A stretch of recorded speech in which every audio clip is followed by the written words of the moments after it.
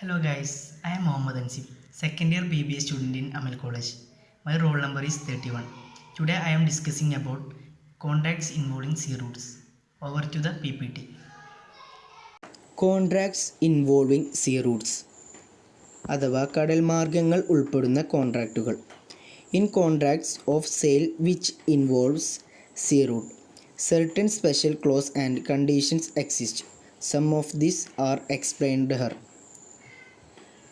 കടൽപാത ഉൾപ്പെടുന്ന വിൽപ്പന കരാറുകളിൽ ചില പ്രത്യേക നിബന്ധനകളും വ്യവസ്ഥകളും നിലവിലുണ്ട്.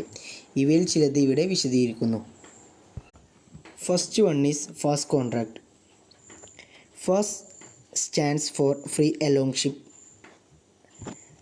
അതായത് ഫാസ്റ്റ് എന്നാൽ കപ്പലിനൊപ്പം സൗജന്യമായി എന്നാണ്.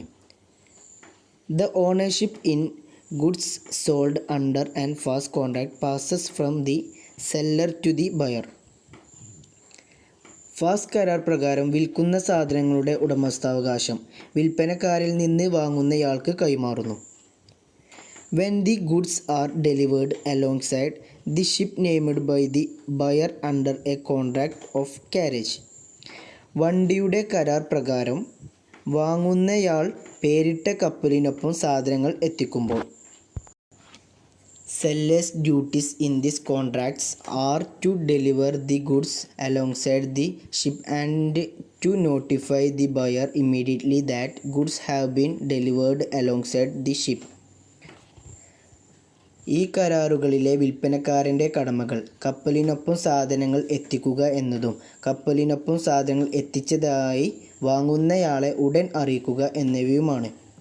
Then to give the seller sufficient notice of the name of the ship and time for delivery alongside the ship, to pay all charges and to bear all risks from the time the goods are delivered alongside the ship.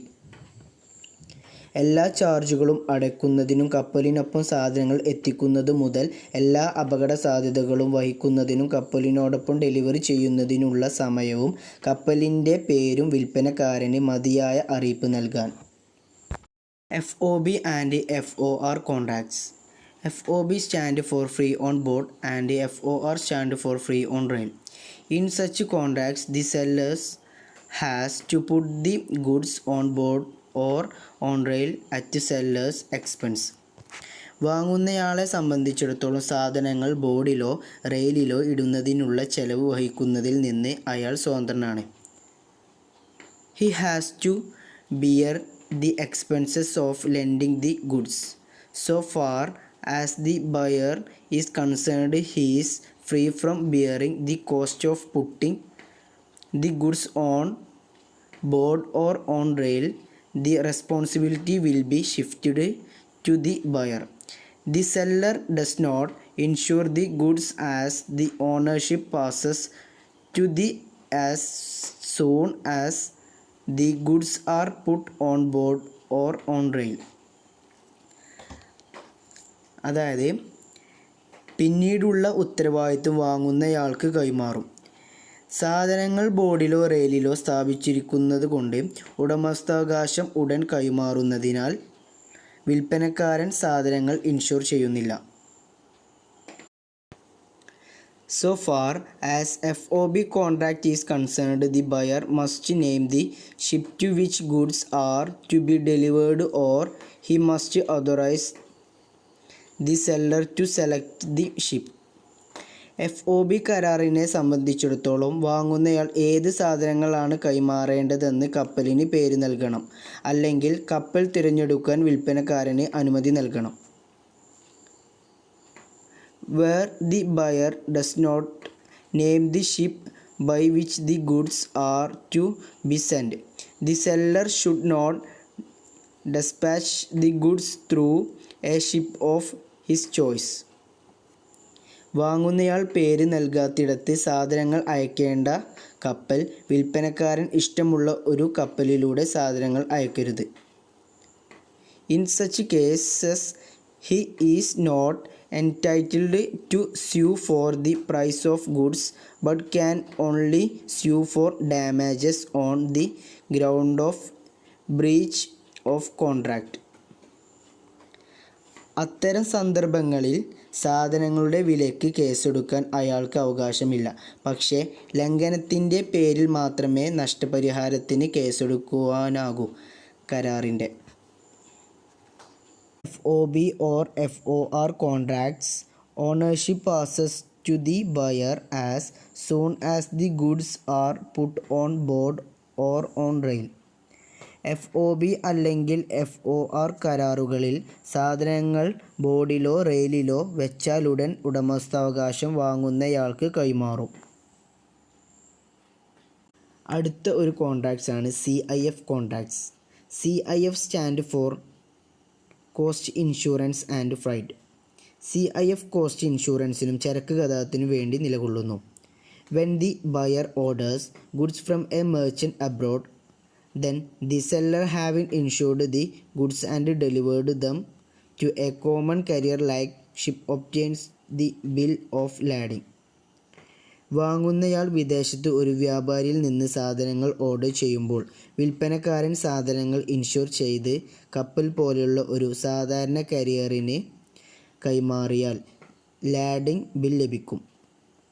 The bank to which the documents are sent collects the price from the buyer and delivers the documents to him. രേഖകൾ അയക്കുന്ന bank വാങ്ങുന്നയാളിൽ നിന്ന് വില ശേഖരിക്കുകയും രേഖകൾ അവന് കൈമാറുകയും ചെയ്യുന്നു. Hence, under CIF contract, price includes the cost of the goods, the insurance premium and freight.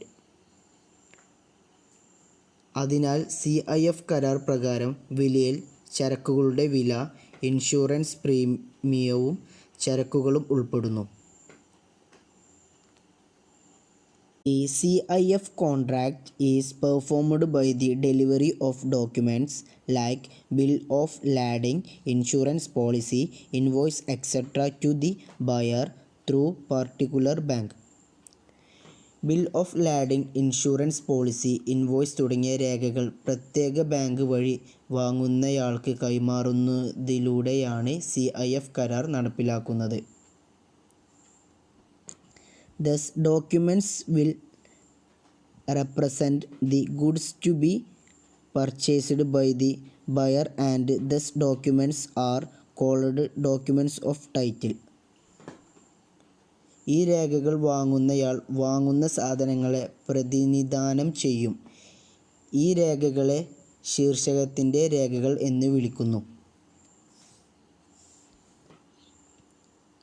The buyer will get those documents of title from the bank only after paying the price. വില നൽകിയ ശേഷം മാത്രമേ വാങ്ങുന്നയാൾക്ക് ബാങ്കിൽ നിന്ന് ആ രേഖയുടെ പ്രമാണം ലഭിക്കുകയുള്ളൂ. Hence, in the CIF contract, there is no actual delivery of goods by the seller to the buyer. അതിനാൽ CIF കരാറിൽ വിൽപ്പനക്കാരൻ സാധനങ്ങൾ വാങ്ങുന്നയാൾക്ക് വിതരണം ചെയ്യുന്നില്ല.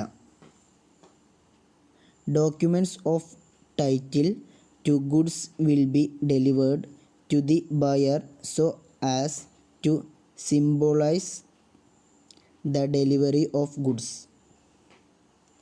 സാധനങ്ങളുടെ വിതരണത്തിൻ്റെ പ്രതീകമായി സാധനങ്ങൾക്കുള്ള അവകാശ രേഖകൾ വാങ്ങുന്നയാൾക്ക് കൈമാറും.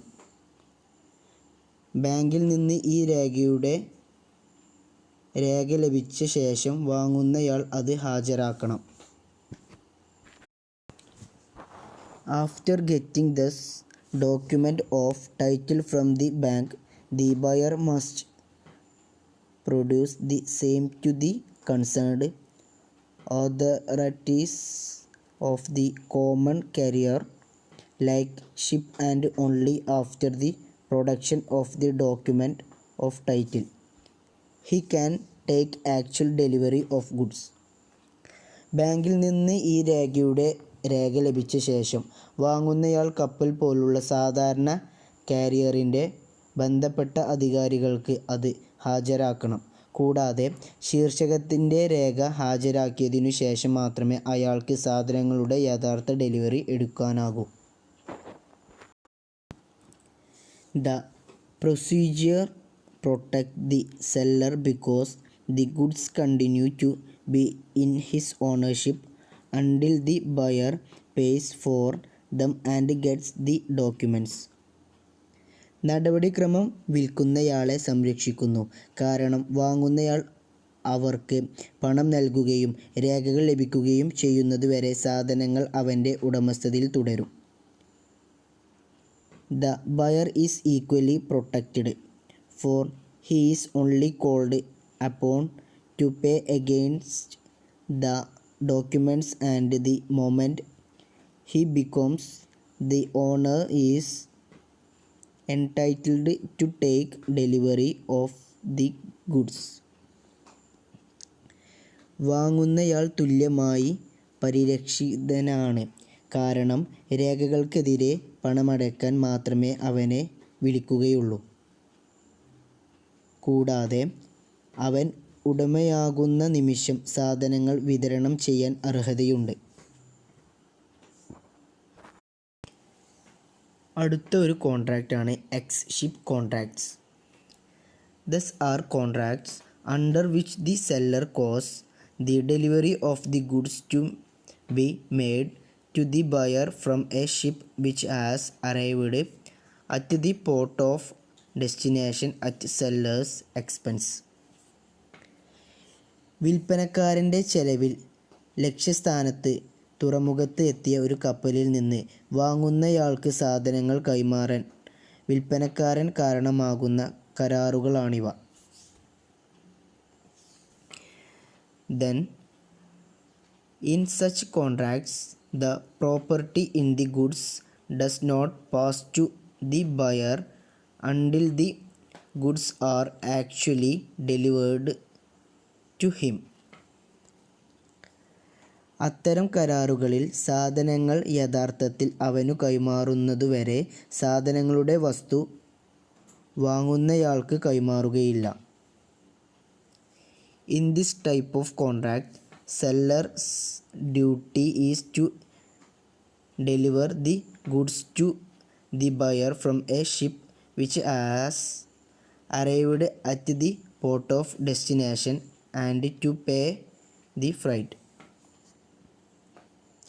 ഇത്തരത്തിലുള്ള കരാറിൽ ലക്ഷ്യസ്ഥാന തുറമുഖത്ത് എത്തിയ ഒരു കപ്പലിൽ നിന്ന് സാധനങ്ങൾ വാങ്ങുന്നയാൾക്ക് എത്തിക്കുകയും ചരക്ക് നൽകുകയും ചെയ്യുക എന്നതാണ് വിൽപ്പനക്കാരൻ്റെ കടമ. ആക്ഷൻ സെയിൽ അഥവാ ലേല വിൽപ്പന. An auction is a manner of selling property by bids, usually to the highest bidder by public competition. പൊതുമത്സരത്തിലൂടെ ഏറ്റവും കൂടുതൽ ലേലം വിളിക്കുന്നയാൾക്ക് ലേലം വിളിച്ചുകൊണ്ട് വസ്തു വിൽക്കുന്ന രീതിയാണ് ലേലം. Then, the auctioneer who sells goods by auction is an agent of the seller only. ലേലത്തിലൂടെ സാധനങ്ങൾ വിൽക്കുന്ന ലേലക്കാരൻ വിൽക്കുന്നയാളുടെ ഏജന്റ് മാത്രമാണ്. He may sell his own property as principal and need not disclose the fact that he is so selling. അയാൾ സ്വന്തം വസ്തു പ്രിൻസിപ്പലായി വിൽക്കാം. അയാൾ അങ്ങനെ വിൽക്കുന്നു എന്ന വസ്തുത വെളിപ്പെടുത്തേണ്ടതില്ല. The auctioneer holds the goods as a bailey. ലേലക്കാരൻ സാധനങ്ങൾ ഒരു ജാമ്യക്കാരനായി സൂക്ഷിക്കുന്നു. Number 1. Where an auction sale is made is lots. Each lot is a prima facie deemed to be the subject of a separated contract of sale. ലോട്ടുകളിൽ ഒരു ലേല വിൽപ്പന നടക്കുന്നിടത്ത് ഓരോ ലോട്ടും ഒരു പ്രത്യേക വിൽപ്പന കരാറിന് വിധേയമായി കണക്കാക്കപ്പെടുന്നു. Number 2. A sale by auction is completed when the auctioneer announces as completion and consequently property in the goods passes to the buyer. ലേലം ചെയ്യുന്നയാൾ പൂർത്തിയായതായി പ്രഖ്യാപിക്കുമ്പോൾ ലേലത്തിലൂടെ ഒരു വിൽപ്പന പൂർത്തിയായി അതിൻ്റെ ഫലമായി സാധനങ്ങളിലെ വസ്തു വാങ്ങുന്നയാൾക്ക് കൈമാറും. Number 3, a right to bid may be reserved by the seller. ലേലം വിളിക്കാനുള്ള അവകാശ വിൽപ്പനക്കാരൻ നിക്ഷിപ്തമാക്കിയേക്കാം. Number 4, if the sale is not notified to be subject to a right to bid on behalf of the seller, it shall not be lawful for the auctioneer to take the bid. വിൽപ്പനക്കാരന് വേണ്ടി ലേലം വിളിക്കാനുള്ള അവകാശത്തിന് വിധേയമായി വിൽപ്പനയെ അറിയിച്ചിട്ടില്ലെങ്കിൽ ലേലം വിളിക്കുന്നയാൾക്ക് bid എടുക്കുന്നത് നിയമവിധേയമല്ല. Number 5, any sale contravening the above rule may be treated as fraudulent by the buyer. മേൽപ്പറഞ്ഞ നിയമത്തിന് വിരുദ്ധമായ ഏത് വിൽപ്പനയും വാങ്ങുന്നയാൾ വഞ്ചനാപരമായി കണക്കാക്കും. Number 6, knockouts. Combination among bidders not to bid against each other with the object of depressing the sale purchase may be fraudulent and therefore voidable. Knockouts. ലേലം വിളിക്കുന്നവരുടെ കൂട്ടുകെട്ടുകൾ പരസ്പരം ലേലം വിളിക്കരുത്. Number 7, if the seller makes use of pretended bidding to raise the price, the sale is voidable at the option of the buyer. വിൽപ്പനക്കാരൻ വില ഉയർത്താൻ വ്യാജലേലം ഉപയോഗിച്ചാൽ വാങ്ങുന്നയാളുടെ ഓപ്ഷനിൽ വിൽപ്പന അസാധുവാണ്. When the auctioneer sell goods, he impliedly undertakes to give possession against the price paid into his hands and undertakes the such possession will not be disturbed by his principal or himself. ലേലം വിളിക്കുന്നയാൾ സാധനങ്ങൾ വിൽക്കുമ്പോൾ അയാളുടെ കയ്യിൽ കൊടുക്കുന്ന വിലയ്ക്ക് എതിരായ കൈവശാവകാശം നൽകുകയും ആ കൈവശാവകാശം ഏറ്റെടുക്കുകയും ചെയ്താൽ അയാളുടെ പ്രിൻസിപ്പലിൻ്റെയോ തനിക്കോ അസ്വസ്ഥതയുണ്ടാകില്ല.